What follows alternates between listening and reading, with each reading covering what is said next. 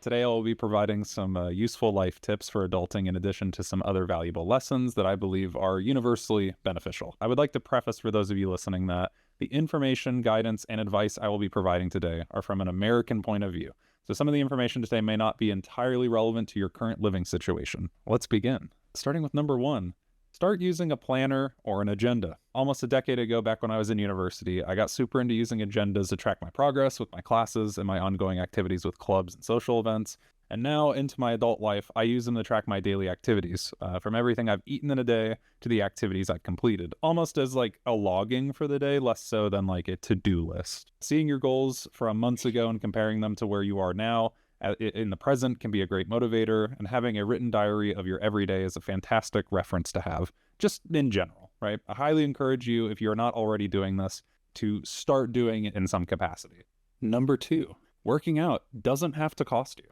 Purchase a yoga mat and some dumbbells and find information online or in a book or wherever you best fits you. 1,000,000% this. You can use like free weights in so many creative and interesting ways to help you exercise. It's super useful to stay in shape. And just even like yoga by itself.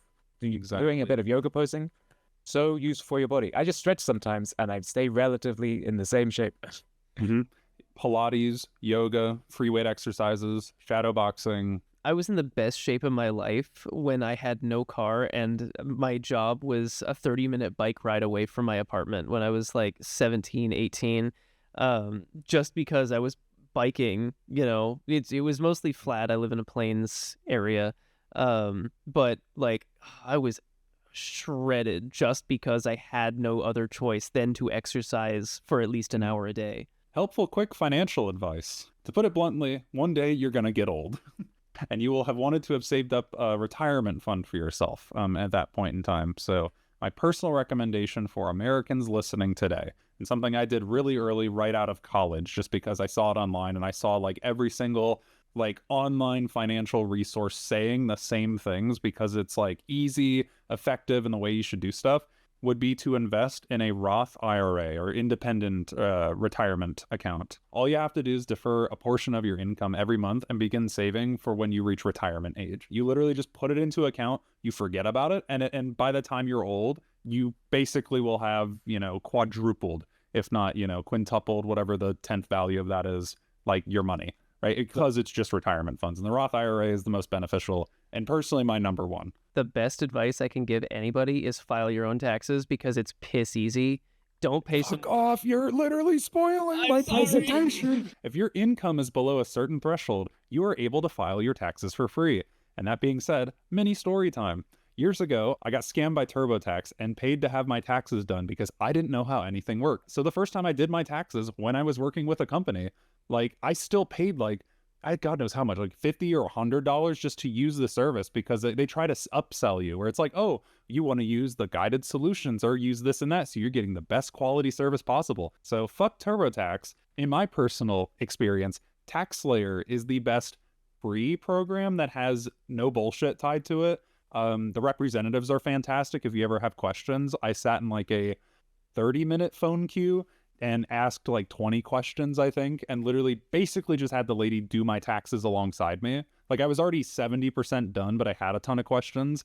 Super helpful, worked well. Of the dozen or so programs I've tried and used over the years, TaxSlayer has been the most reliable. So as long as their service is still free, they're my favorite, and come April, I'm literally using them again because like I had no problems and they're fucking phenomenal. Number 4.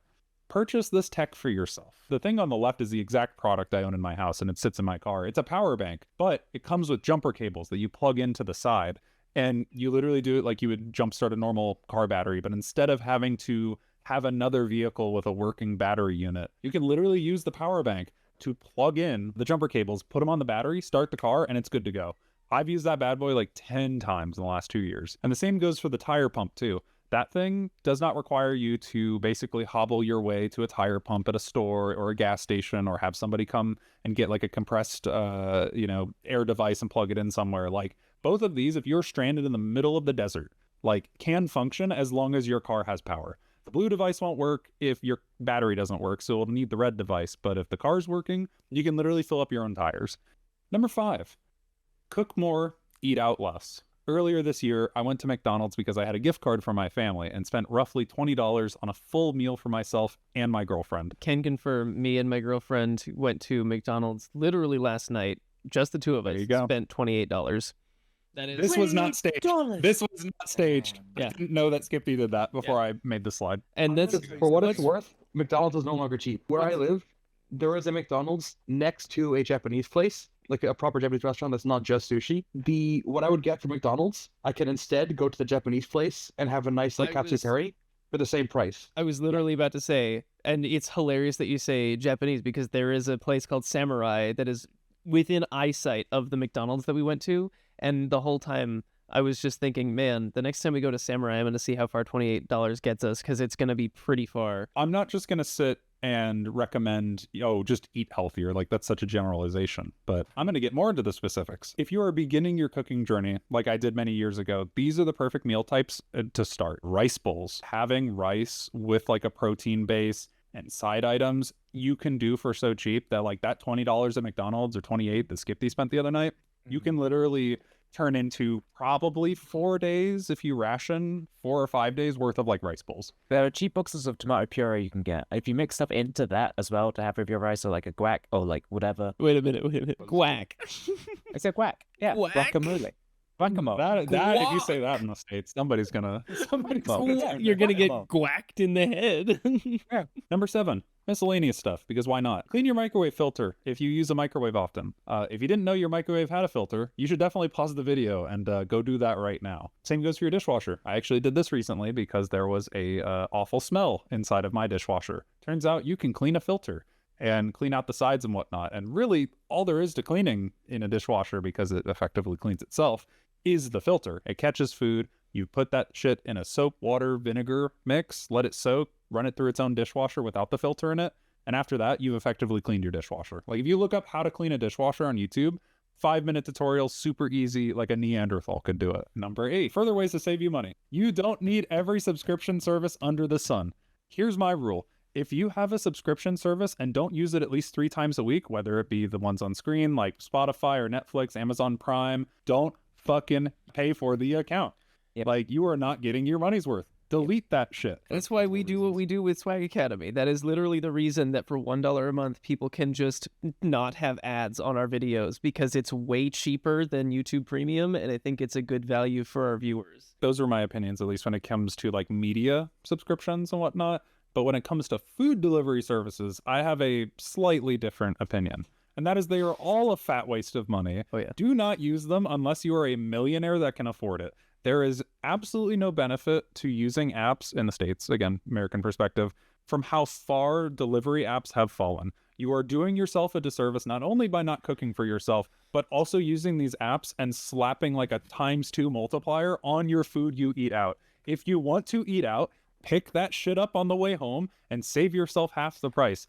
Slap that no tip button on the way out and you're good to go. April was literally just telling me that her brother DoorDashed like KFC to a hotel room that was feet away from the hotel. I would so much rather spend the 20 minutes round trip it takes to go to Domino's and bring it back than the extra $6 to $7 it's going to be for someone to come and deliver it to me. When it's already going to be cold, it's definitely going to be late, and it's not going to be what I ordered. I get the accessibility, but again, if you're already eating out, don't make the process that much more expensive. Don't make it more expensive than it has to be, yeah. Number 9, be yourself. I know, real original, but there's a reason why you hear this phrase so often. If you're comfortable in your own skin, other people are going to be comfortable in theirs around you. And that will make any and every interaction better. Not even just relationship interactions, but personal interactions with friends, people in your workplace, family gatherings, everything else in between. The person you need to listen to is yourself. And lots of people don't realize they just don't do that. The thing is, a lot of the time, it's just so easy to miss out when you aren't properly paying attention. And the other person is around you all the time. You need to communicate with yourself and just make sure when you do have a moment that you feel shameful about, why didn't I do this? Or how could I become this type of person? You sit with yourself and kind of actually try to action a plan towards that, or sit with why these feelings make you feel that way. You don't have to tell the truth to everybody or be real or communicate positively with everybody, but you definitely need to at least try to do it with yourself. Number 10, the final point, which isn't really even much of an advice point, just more like closing thoughts. It's never too late to start, whether that be pursuing higher education, learning a second language, or picking up a hobby for the first time. There is no right or wrong time. Now is the right time. Don't wait. Get started. You don't have to ask for anyone's approval. You can just do it all on your own. If you are on the fence, let me be the one to say that you can do it and that you've got this. Because you do.